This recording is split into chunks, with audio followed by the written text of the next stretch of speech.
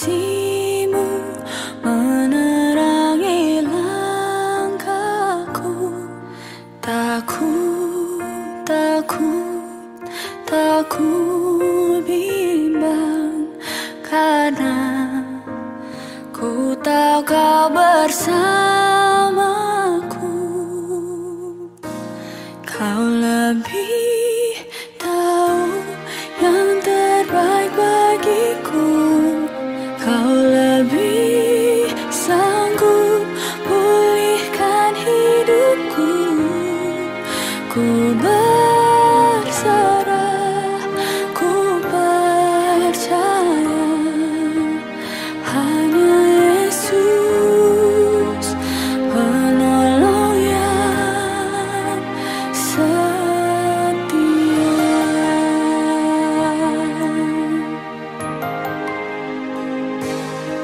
Saat ku berjalan, kasih-Mu menerangi langkahku. Takut, takut, takut bimbang, karena ku tahu Kau bersamaku. Kau lebih tahu yang terbaik bagiku. Kau lebih sanggup pulihkan hidupku. Ku berserah, ku percaya, hanya Yesus penolong yang setia. Penolongku yang Kau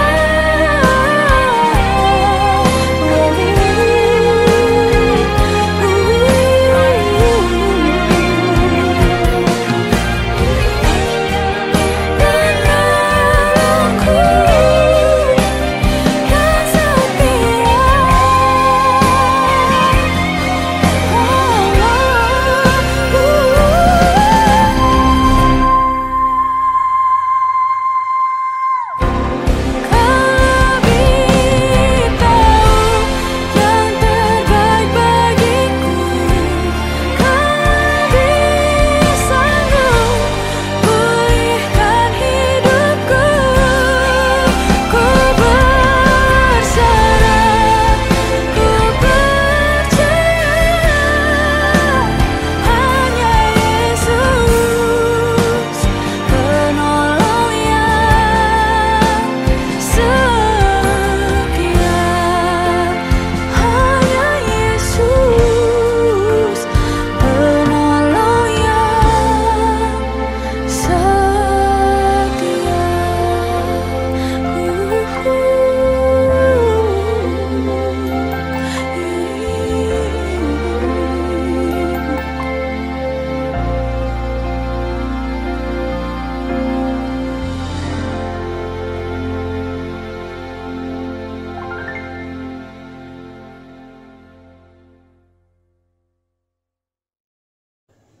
Shalom adik-adik, kita sudah menaikkan pujian dan penyembahan kita. Sekarang tiba saatnya kita akan mendengarkan firman Tuhan. Mari kita tundukkan kepala kita berdoa bersama-sama. Bapa kami dalam surga, kami mengucap syukur pada pagi hari ini. Kami boleh bangun dengan tubuh yang sehat. Terima kasih untuk kasih karunia-Mu bagi kami semua Tuhan. Kami dapat beribadah bersama-sama, menaikkan pujian dan penyembahan kami. Dan juga saatnya kami akan mendengarkan firman-Mu. Berbicaralah kepada kami Tuhan, supaya kami dapat mengerti isi firman-Mu, karena kami menjadi anak-anak-Mu yang taat dan setia, dan menuruti semua kehendak-Mu ya Tuhan. Terima kasih ya Tuhan. Dalam nama Tuhan Yesus kami berdoa. Haleluya. Amin. Nah adik-adik, tema renungan Kak Charles pada pagi hari ini adalah di tengah-tengah kesulitan. Mari kita baca firman Tuhan yang diambil dalam 1 Samuel 22 ayat 1-5. 1 Samuel pasal 22 ayat 1-5. Demikianlah firman Tuhan. Daud di Gua Adulam. Lalu Daud pergi dari sana dan melarikan diri ke Gua Adulam. Ketika saudara-saudaranya dan seluruh keluarganya mendengar hal itu, pergilah mereka ke sana mendapatkan dia. Berhimpunlah juga kepadanya setiap orang yang dalam kesukaran, setiap orang yang dikejar-kejar tukang piutang, setiap orang yang sakit hati, maka ia menjadi pemimpin mereka. Bersama-sama dengan dia, ada kira-kira 400 orang. Dari sana Daud pergi ke Mispa di Moab dan berkata kepada raja negeri Moab, "Izinkanlah ayahku dan ibuku tinggal padamu, sampai aku tahu apa yang dilakukan Allah kepadaku." Lalu diantarkannya lah mereka kepada raja negeri Moab, dan mereka tinggal bersama dia selama Daud ada di kubu gunung. Tetapi Gad, nabi itu berkata kepada Daud, "Janganlah tinggal di kubu gunung itu, pergilah dan pulanglah ke tanah Yehuda." Lalu pergilah Daud dan masuk ke hutan Keret. Nah adik-adik, Kak Charles ingat pernah baca atau mendengar sebuah kisah tentang seorang bapak yang tinggal bersama dengan istri dan anaknya yang baru berumur 5 tahun. Mereka tinggal di sebuah rumah, bukan rumah sih ya, mungkin seperti kamar gitu ya, di pemukiman yang begitu miskin gitu. Orang-orang sekitarnya hidup dalam kesusahan ya. Nah, suatu ketika hari sudah malam, di tengah-tengah dan cuaca di luar juga sedang hujan deras. Tiba-tiba ada seorang yang mengetuk pintu rumah mereka. Dan diketuk terus, semakin lama semakin kencang. Akhirnya ayahnya menghampiri pintu dan membuka pintu. Dan seketika itu dilihatnya seorang ibu sedang menangis, menggendong anaknya. Dan dia berkata kepada bapak ini, "Pak, tolonglah saya. Anak saya sedang sakit keras. Saya tidak tahu harus bagaimana lagi. Saya tidak punya uang untuk berobat. Tolong saya, Pak, tolong." Lalu bapak ini berpikir di dalam hatinya, bagaimana aku bisa menolong ibu ini? Aku mau menolong, tapi aku pun sedang dalam kesulitan. Aku tidak punya uang. Aku hanya punya cukup untuk mencukupi kebutuhan istri dan anakku. Bagaimana aku bisa menolong ibu ini? Kasihan sekali. Lalu tiba-tiba anaknya yang baru berumur 5 tahun itu memegang ayahnya.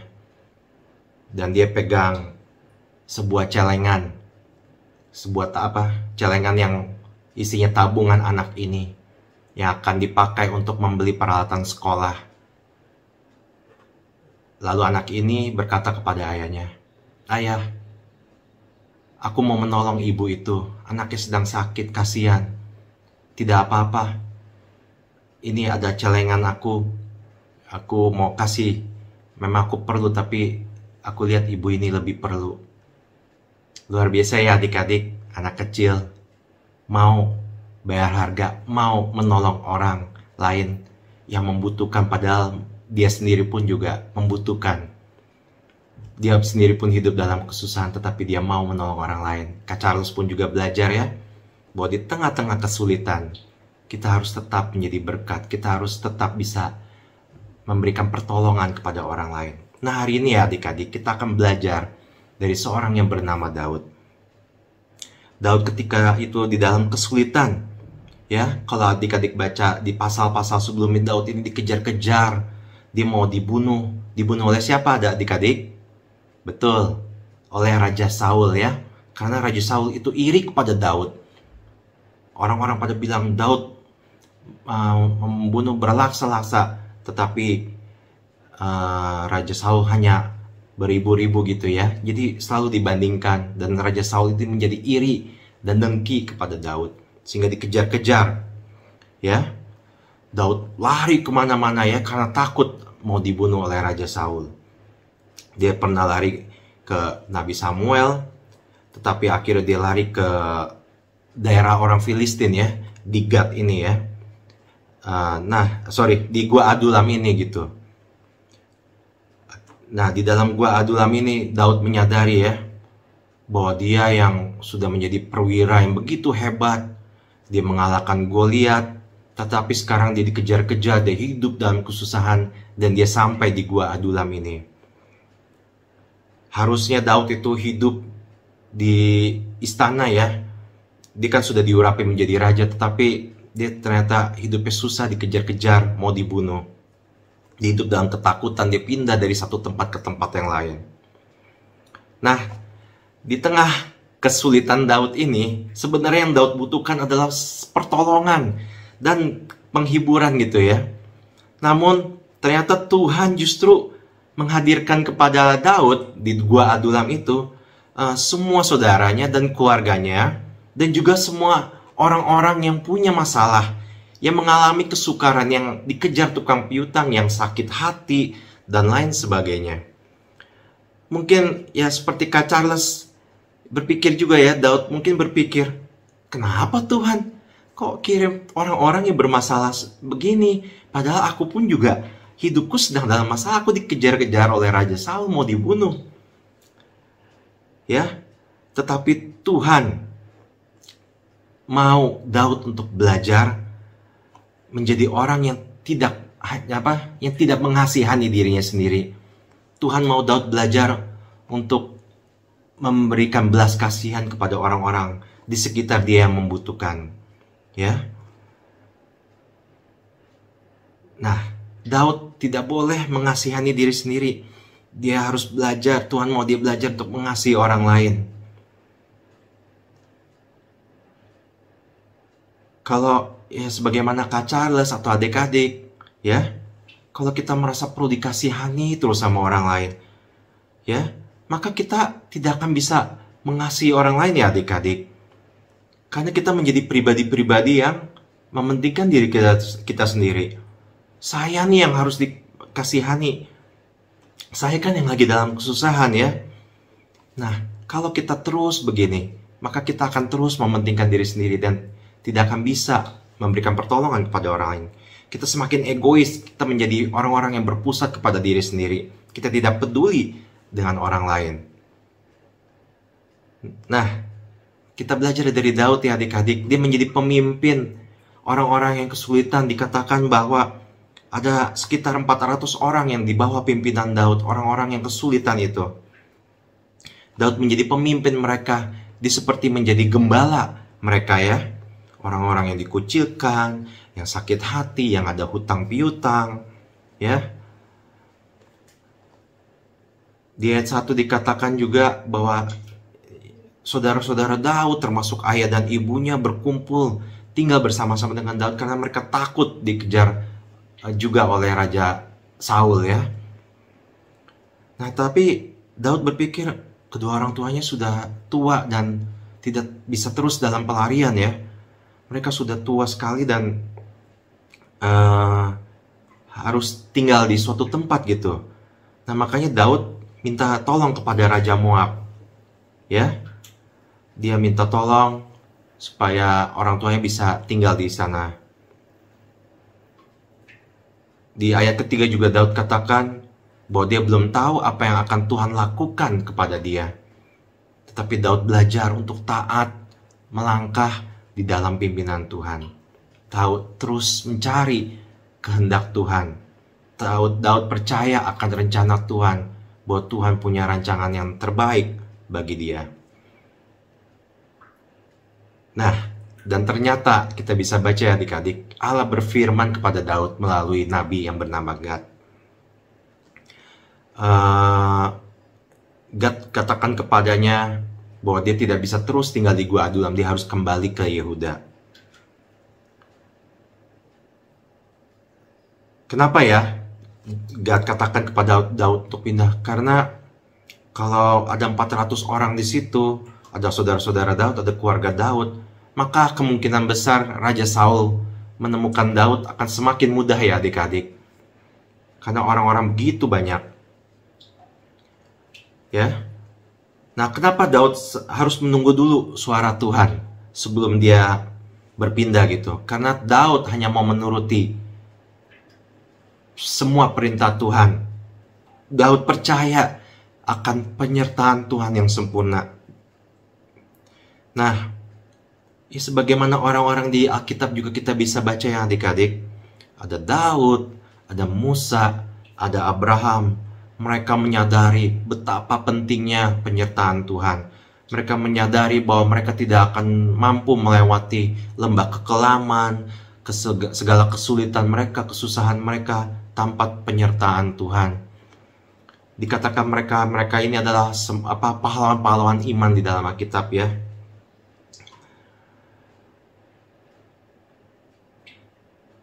Nah, adik-adik, itulah sebabnya Daud menunggu perintah Tuhan. Dia percayakan seluruh hidupnya kepada Tuhan. Dan Tuhan katakan melalui Nabi Gad supaya Daud berangkat ke tanah Yehuda. Dan Daud percaya bahwa Tuhan akan menyertai Daud dimanapun Daud berada. Nah adik-adik, dari bacaan perikop pada pagi hari ini, setidaknya ada dua hal ya yang dapat kita pelajari dari seorang yang bernama Daud ketika menghadapi masalah. Yang pertama adik-adik, kita bisa belajar untuk tetap mengasihi orang lain dan tidak mengasihani diri sendiri. Mari adik-adik kita belajar untuk melihat lebih jauh dari kesulitan, kesusahan, dari penderitaan kita sendiri. Mari kita usir jauh-jauh ya adik-adik perasaan mengasihani diri kita sendiri. Ya, mengasihani diri kita sendiri itu artinya mementingkan diri sendiri dan tidak peduli akan orang lain. Mari kita belajar ya adik-adik untuk peka atas kesusahan orang lain. Kita mau memberikan belas kasihan kepada orang lain. Nah, kalau kita terus tenggelam mengasihani diri sendiri, kita akan menjadi semakin egois dan kita akan terus berpusat kepada diri kita sendiri. Dan sebaliknya kalau kita mau terlibat di dalam pergumulan atau kesusahan orang lain, maka kita akan menjadi pribadi yang rendah hati, kita akan mengandalkan dan berpusat kepada Tuhan. Dan percayalah adik-adik, kita akan memperoleh kekuatan untuk menghadapi kesulitan diri kita sendiri dan juga kesulitan orang lain. Ya. Jadi kita belajar ya adik-adik. Di sini seperti Daud, kita belajar melakukan kewajiban kita kepada orang-orang yang terdekat dengan kita. Sebagaimana Daud mengingat orang tuanya. Apakah kita ingat akan orang tua kita? Sudahkah kita memberikan perhatian yang betul-betul gitu ya kepada orang-orang yang Tuhan sudah berikan di sekitar kita?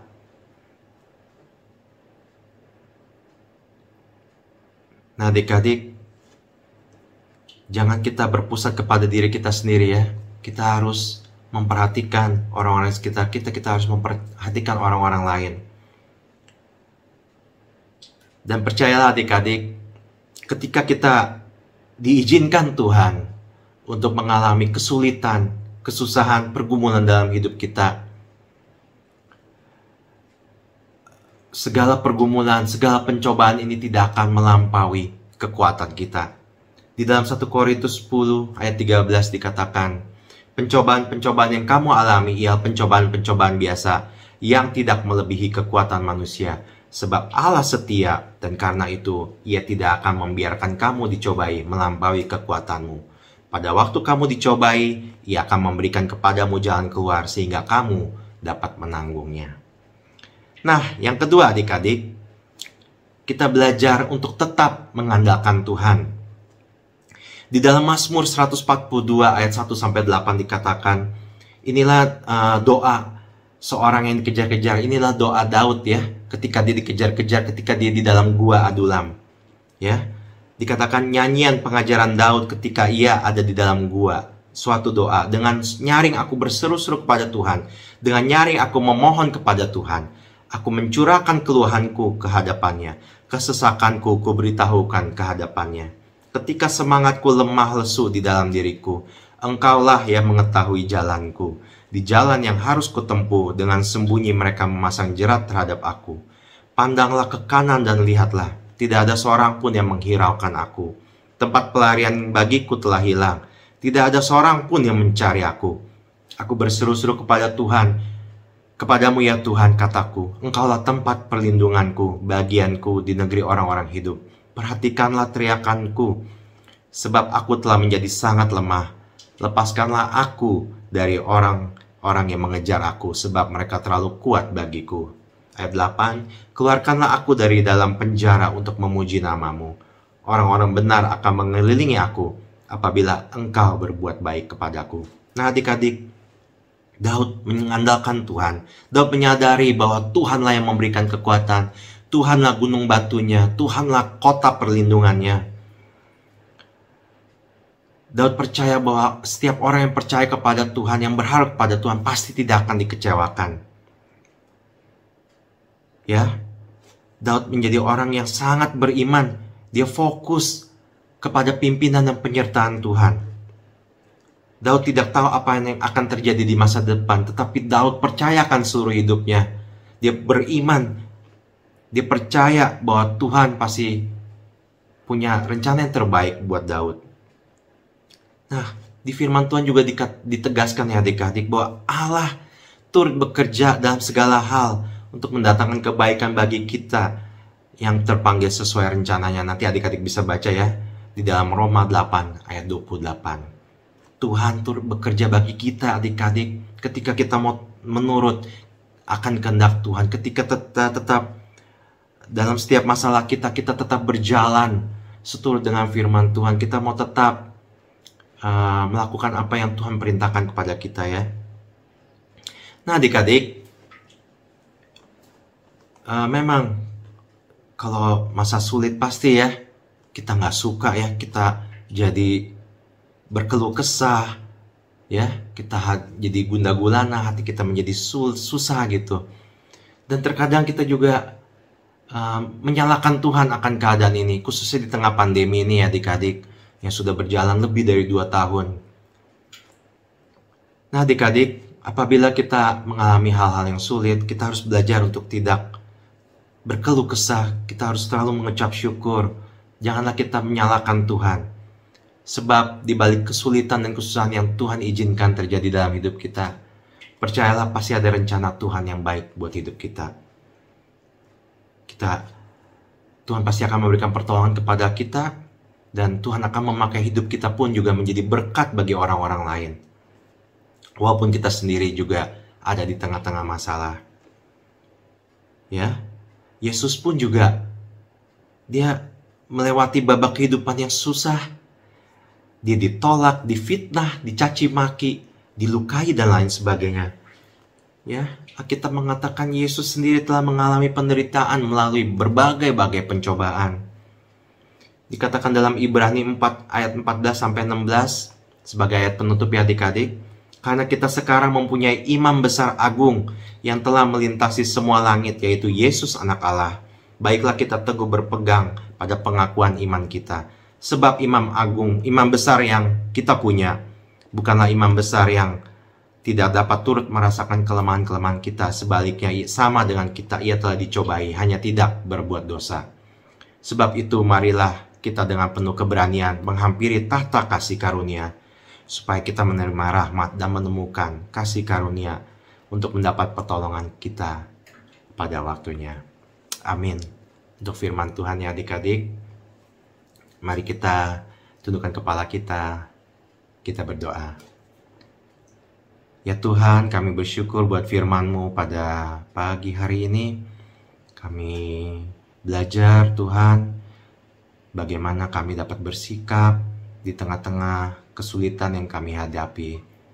Kami mau menjadi anak-anak yang terus mengandalkan Engkau ya Tuhan. Kami percayakan seluruh hidup kami ke dalam tangan-Mu. Dan juga kami mau menjadi orang-orang yang tetap mau mengasihi orang lain. Kami tidak mau menjadi orang-orang yang hanya mengasihani diri kami sendiri, yang egois, yang berpusat kepada diri kami. Kami mau berbelas kasihan kepada orang lain ya Tuhan. Terima kasih ya Tuhan untuk firman-Mu yang telah menguatkan dan meneguhkan hati kami, untuk kami tetap setia, taat akan kepada kehendak-Mu di tengah-tengah kesulitan kami. Terima kasih ya Tuhan, yang di dalam nama Tuhan Yesus kami telah berdoa dan mengucap syukur. Haleluya. Amin. Selamat berhari Minggu ya adik-adik. Tuhan Yesus memberkati.